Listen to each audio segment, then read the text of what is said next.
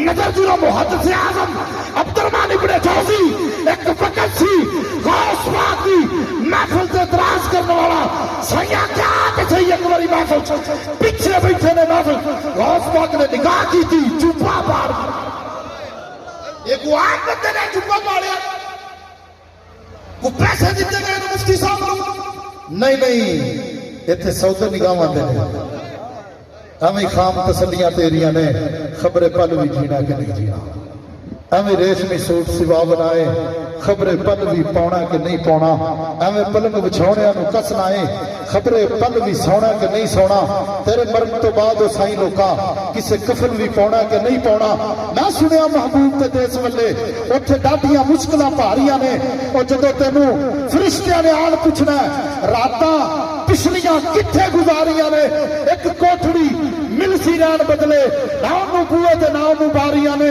جدو گلشن سے خزانے وال کھولے پنچھی اٹھ گئے مار اٹھاریاں نے محمد بوٹیا جگ دئی پیار جھوٹا سچیاں کملی والے دیاں یاریاں نے امیر المجاہدین دا جنازہ میں ایک بھی یاری یاد نہیں آئی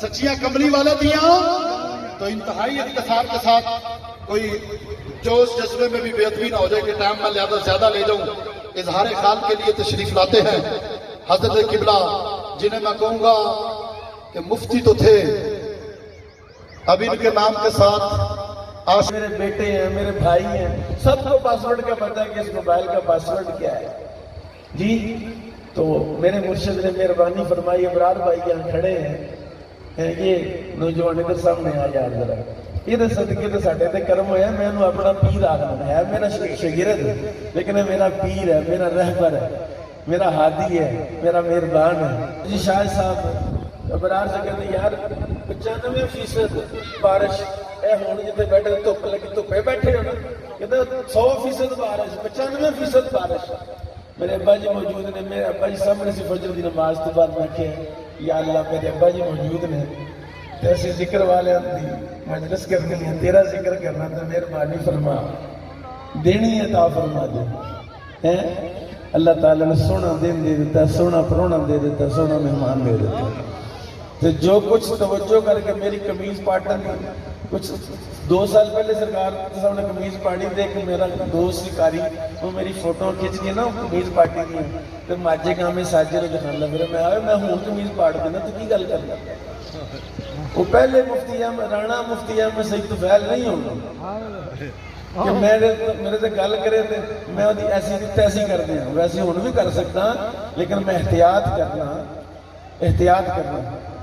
اسی اتنے سپاہی شیخ سادی نے بڑی خوبصورت گل کرتی ہے شیخ سادی کہندا ہے جیڑا بندہ بادشاہ دا خادم ہے وہ دا بادشاہ تے کوئی احسان نہیں ہے گا کہ وہ کہ میں بادشاہ نو پانی پلانا بادشاہ دے پیر کٹنا بادشاہ نہانا دھوانا خدمت کرنا نہیں وہ دیتے بادشاہ دا احسان ہے کہ بادشاہ نے انہوں نوکری واسطے رکھ لیا ہے وہ تے بادشاہ جنہوں مرضی رکھے تے وہ بادشاہ دا خالق ہے سانو وہ دین کی ضرورت ہے وہ دین نو ساڈی ضرورت ہے مت کوئی پاٹے کا سمجھے کہ میں دین دا بیڑا چکیا تھا دین ساڈی خدمت کر رہے ہیں ایسی دین دی خدمت دین دے صدقے ساری عزت آ رہے لیکن جڑی عزت سرکار دے نال وابستہ ہوئی ملی ہے قمیض پاڑی ہے تے پاڑی ہے 100 واری قمیض پاڑا گا بھنگڑا پڑنا پیا تے بھنگڑا میں ایک دن سرکار کے سامنے تقریر کر گجرا والے سرکار اعلان ہے مفتی احمد سید طفیل میں کہا حضور طبیعت ہی ہن بھنگڑے آ رہے تقریر والی تو طبیعت ہی نہیں تقریر کتنے ہوئے دل کرتا میں بھنگڑا پاواں آپ صاحب نے مقصود عالم کے آستانے سے ایک گل کی تھی انہوں نے کہا مفتی بھنگڑے والا آستانہ میں کیا آپ صاحب کی مطلب انہوں نے کہا ہونی پتہ لگ جاتا سرکار نے آؤں توجہ فرمائی مقصود عالم کی بھنگڑا تو سارے مرید ہی بھنگڑا لیکن اس بھنگڑے دے وچ ایسا نور برس رہا سی کہ سرور آ رہا سی بھنگڑا نہ کوئی ڈھول نہ کوئی ڈھولکی نہ کوئی ساز وجد و حال مرشد نگاہ کرتے سی تے بندے تڑپتے جاتے اس واسطے جنہیں چکھیا دی انہوں کی پتہ قمیض پاڑن دا سواد کی ہے صحیح تو چکھے نا سن تو سواد آ گیا ان کمیز پاڑن دا ہیں جی پہلے پہلے سے سانو بڑی شرم آندی سرکار اللہ آپ دا اقبال بلند فرمائے جڑیاں کوتاہیاں کمیاں ہو جان معاف فرمائے ہو تسی میرے سرکار دے مخدوم زادہ ہو انہاں دے دل دا چین ہو. اللہ کا شکر ہے کہ اللہ رب العزت نے ہم کو اشرف المخلوقات بنایا. اللہ کا شکر ہے کہ اللہ نے ہم کو حضور کا امتی بنایا.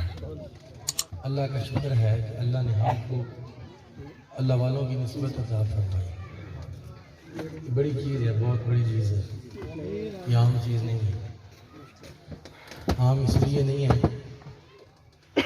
مولانا روم نے یہ بات جو ہے فرمائی ہے کہ یک زمانہ صحبت باؤ, ایک لمحہ اللہ والوں کے پاس بندہ بیٹھ جائے اور ایک بندہ 100 سال عبادت کرتا رہے اور اس عبادت میں دکھاوا بھی نہ ہو.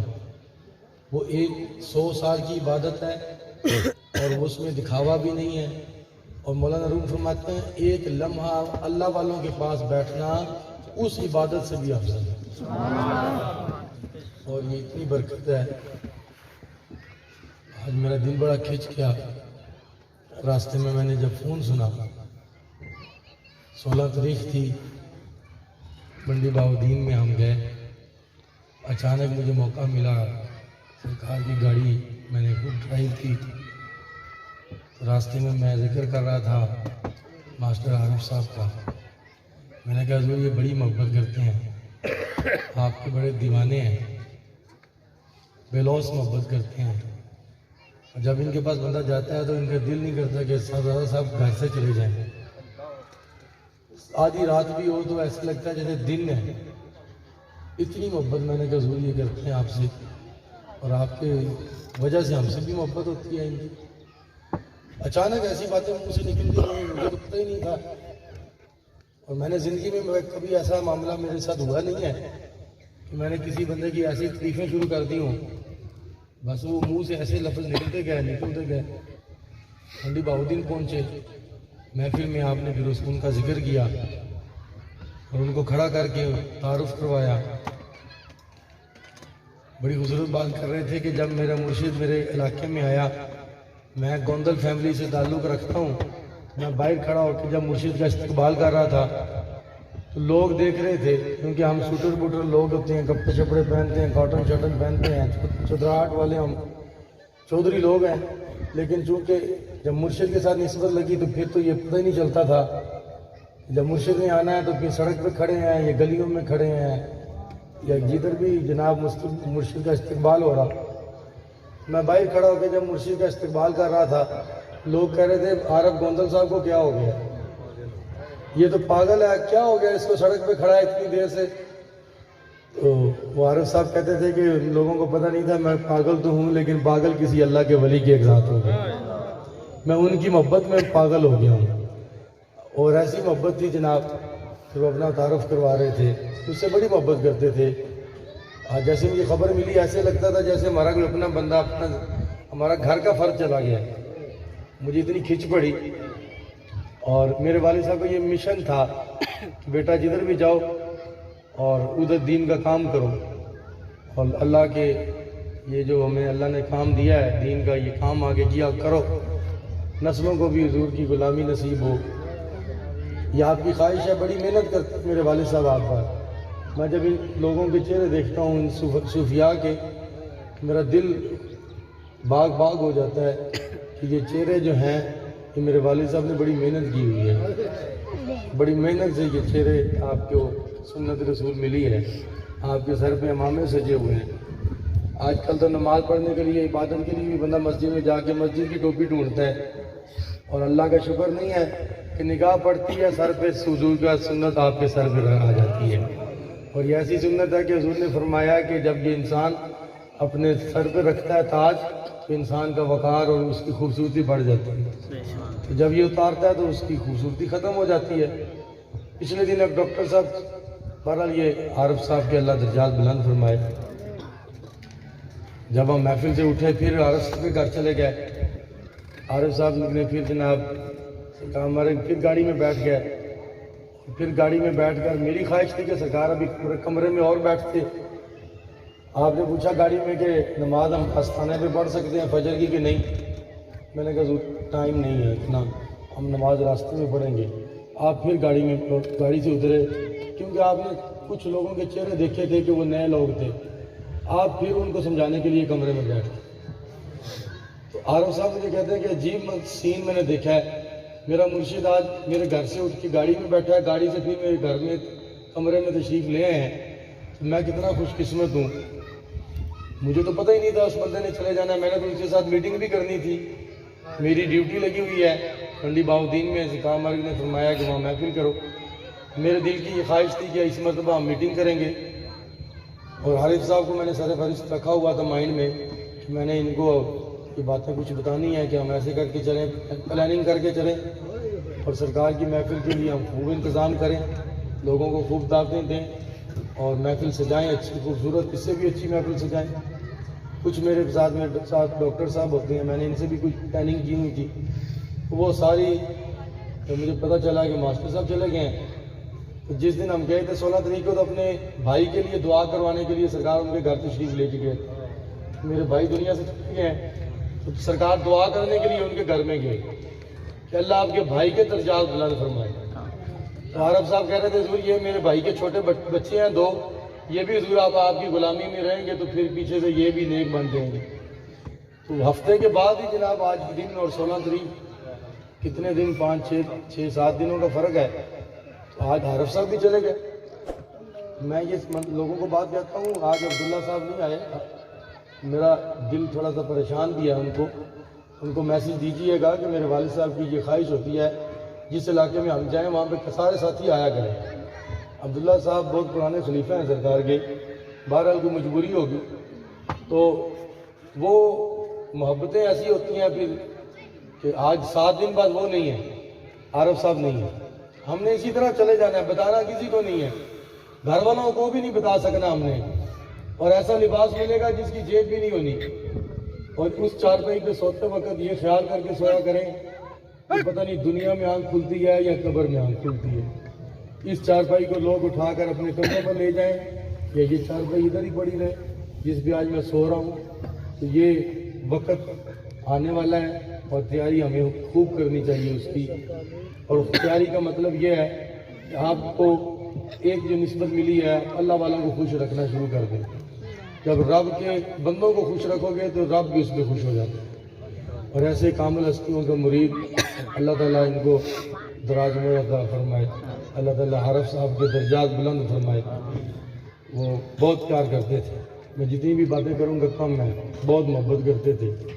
میں حیران ہوتا تھا عارف صاحب کو کہ میں کہتا تھا کہ حضرت مجھے تو یہ اتنا میرے تو کبھی تصور میں بھی نہیں تھا کہ آپ اتنی محبت ہم سے کریں گے۔ رات کے 3 بجے گاڑی بھگا کے ہمیں وہ موٹر وے پہ چھوڑنے جانا، میں نے منع کر دیا ان کو، میں نے کہا جی آپ ریسٹ کیا کریں، ہم چلے جایا کریں گے، آپ ہمارے ساتھ اتنا تکلف نہ کریں۔ بہرحال ان کی محبتیں تھیں، اللہ ان کو ان کا صلہ عطا فرمائے۔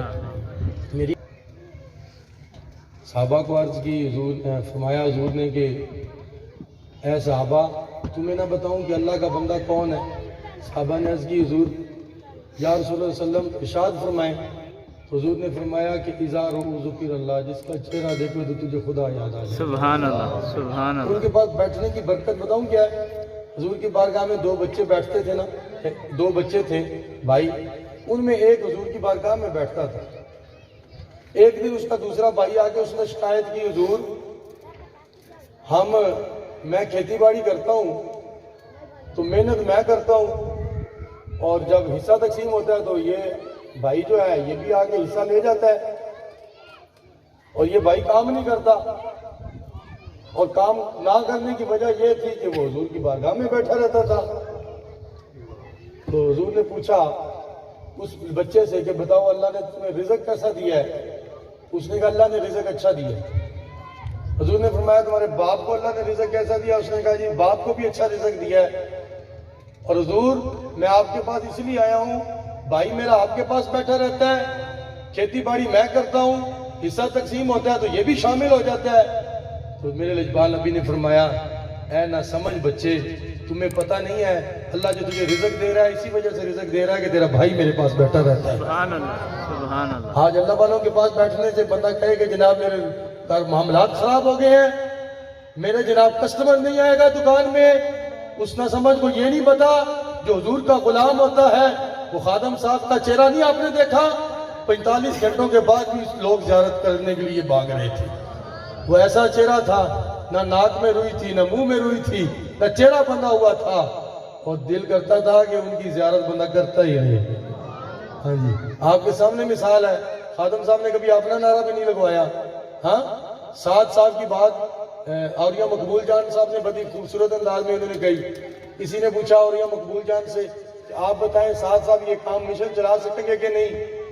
اولیاء مقبول جان صاحب نے کہا جب تک سعد اپنا نعرہ نہیں لگواتا نا تب تک یہ مشن چلتا رہے گا, جب تک حضور کی بات کرے گا نا تب تک مشن چلتا رہے گا, کیونکہ اس کے باپ نے بھی اپنا نعرہ نہیں لگوایا, وہ بھی حضور کی بات فرماتے تھے. تو اسی لیے زمین میلی نہیں ہوتی, زمن میلا نہیں ہوتا, محمد کے غلاموں کا کفن میلا نہیں ہوتا. سبحان اللہ. یہ شعر پڑھا ہے اور میں نے اپنے علاقے میں خبر کشائی ہوئی, میں بھی چلا گیا, بچے کی ڈیوٹی لگائی کہ جب وہ لوگ شروع کریں گے کام مجھے بھی لے جانا. 6 مہینے کے بعد میں اس قبر پہ جا کے دیکھوں جو 6 مہینے پہلے بندہ دفن تھا, اس کی قبر کھولنی ہے, آخر بندے کی حالت کیسی ہوتی ہے, وہ دیکھنے کے لیے میری کثرت تھی. میں چلا گیا تو جب میں پہنچا مجھے انہوں نے کہا جی ماسک لگائیں, میں نے ماسک لگایا. تو جب انہوں نے وہ ٹینٹ لگایا ہوا تھا اس کے اندر جب میں انٹر ہوا تو میں نے دیکھا کہ کفن سے مردہ ایسے تھا جیسے قیمہ پڑا ہو, اور اس میں اس کی کھوپڑی تھی اور کچھ ہڈیاں تھیں. اس کو دیکھ کر میرے استغفر اللہ پڑا, اور پھر جب میں باہر نکلا تو استغفر اللہ پڑھتا ہوا میں پریشان ہو گیا. مجھے ساتھی کہتے ہیں کہ حضرت قبلہ کیا دیکھا ہے؟ میں نے کہا وہ تو بڑی عجیب حالت میں نے دیکھی ہے, وہ تو 6 مہینے کے بعد یہ حالت دیکھی ہے کہ بندے کی شکل ہی نہیں نظر آ رہی, وہ تو قیمہ بن گیا ہے. ہم تو لوگوں کو یہ شعر سناتے ہیں زمین میلی نہیں ہوتی, زمن میلا نہیں ہوتا, محمد کے غلاموں کا کفن میلا نہیں ہوتا. میں نے کہا ہم تو یہ شعر سناتے ہیں, یہ کیا حالت ہوئی؟ پھر میرے ذہن میں بابا عبد الرحمن آ گیا, وہ بابا عبد الرحمن جس کی 64 سال کے بعد قبر کو کھولا گیا, لوگوں نے دور دور سے زیارتیں کی. جب ان کی قبر کو کھولا گیا, کفن کھولا گیا, تو جیسے ہی کفن کھلا سینے پر پھول کی پتی اسی طرح تر و تازہ پڑی ہوئی تھی. تو میں نے کہا کہ پھر ان پہ تو شعر یہ چلتا ہے نا, زمین میلی نہیں ہوتی, زمن میلا نہیں ہوتا, محمد کے غلاموں کا کفن میلا نہیں ہوتا. جو حضور کے غلام بنتے ہیں نا مٹی ان کو کچھ نہیں کہہ سکتی. ہاں جی, جو حضور کے غلام بنتے ہیں تو اللہ کرے یہ جو نسبت ہمیں ملی ہے اور یہ جو غلامی کا پھندا گلے میں پٹا ڈلا ہوا ہے, اللہ کرے یہ نسلوں کو حضور کی غلامی نصیب ہو. آمین. میں یہ دعا نہیں کرتا اپنے لیے, میں کہتا ہوں ہم تو چلے جائیں گے نا, ہماری نسلیں بھی آ کے حضور کی غلام رہیں اور نسلیں بھی حضور کی ایسی غلامی کریں, اور کوئی ہماری نسلوں میں بدبخت حضور کا گستاخ پیدا نہ ہو. یہ ہماری ایک دعا ہے, اور یہ میرے والد صاحب کا مشن ہے جو آپ امامے لے کر سونے چہرے بنا کر سنت رسول سجا کر بیٹھے ہیں. یہ کہہ رہے تھے کہ میں وہ رانا سعید احمد سعید طفیل, وہ رانا سعید میں نہیں رہا. میں نے کہا آپ رانے رہے ہی نہیں, آپ کو جب نگاہ پڑی ہے تو آپ کو سرکار نے پیر بنا دیا ہے. تو ایسے پیر بنے ہیں. آج تعارف کروا رہے تھے حضور یہ بھی میرا غلام ہے, یہ بھی, اور ایسا بندہ جو دین کا بھی کام کر رہا ہے, اللہ تعالیٰ ان سے یہ بھی کام لے رہا ہے. تو اس سے بڑی خوش قسمت کیا ہے. آج ان کے والد ان کے ساتھ بیٹھے ہیں, میں ان کو سلام کرتا ہوں, ان والدین کو سلام کرتا ہوں جو اپنے بچوں کو دین کے راستے پر لگاتے ہیں, کیونکہ یہ بندہ جب جاتا ہے یا دنیا میں ہوتا ہے دونوں صورتوں میں بچے کا نیک عمل کا ثواب براہ راست اس کے والدین کو پہنچتا رہتا ہے. اللہ کرے یہ میرے لیے بھی دعا کیا کریں. اللہ تعالیٰ ہمیں اس مشن میں اور اس قافلے کو قیامت تک جہاں تک ڈیوٹی ہے, جہاں تک سانس میں سانس ہے, جسم میں سانس ہے, اللہ کرے یہ نسلوں کو اور یہ حضور کی غلامی نصیب فرمائے. میرے والد صاحب کی دعا ہے اللہ تعالیٰ ہم مجھ سے بھی زیادہ آپ کو دین کی خدمت کرنے کی توفیق عطا فرمائے. اللہ تعالیٰ سے یہی دعا کیا کرے کہ اللہ تعالیٰ ہمیں بھی آسان طریقے سے کام کرنے کی توفیق عطا فرمائے. ہڈیاں کمبن گوڈے کھڑکن مک گیا اے لک تیرا. ہڈیاں کمبن بڑھا ہو جاتا بندہ جناب, لیکن وہ کو نماز نہیں پڑھی جاتی. اور جناب 2-2 گھنٹے کی سیر سویرے کر لے گا, پارک چلا جائے گا, 2 کلومیٹر دور چلا جائے گا, لیکن نال محلے والی مسجد سے بابا اندر جا کے نماز نہیں پڑھ سکتا.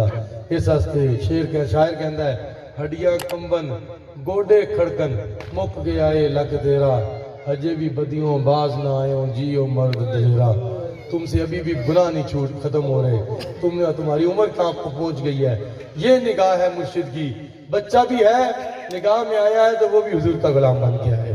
بہت بوڑھا ہے وہ بھی نگاہ میں آیا ہے وہ بھی غلام بن گیا ہے. کہ حضور کا فیض بد عقیدہ نہ ہو, بندہ حضور کا گستاخ نہ ہو, اس کے علاوہ جو بھی حضور کی فیض کے لیے طلب رکھ کے بیٹھے بندہ وہ خالی نہیں جاتا. میرے لجپال نبی کا فیض اس کو بھی نصیب ہو جاتا ہے. یہ ہے نگاہ ولی میں وہ تاثیر دیکھی, بدلتی ہزاروں کی تقدیر دیکھی. اللہ تعالیٰ سے دعا ہے اللہ تعالیٰ میں عمل کرنے کی توفیق عطا فرمائے. ہم نے جانا نہ ہوتا تو ظاہر ہے مفتی صاحب مجھے 2 مرتبہ تو کہہ چکے تھے بیان آپ کا ہوگا, لیکن چونکہ ہمارا سفر ہے ہم نے وہ مس نہیں کرنا. میری خواہش بہت ہے اللہ تعالیٰ عمل کرنے کی ہمیں توفیق عطا فرمائے. چمکتا کا چاند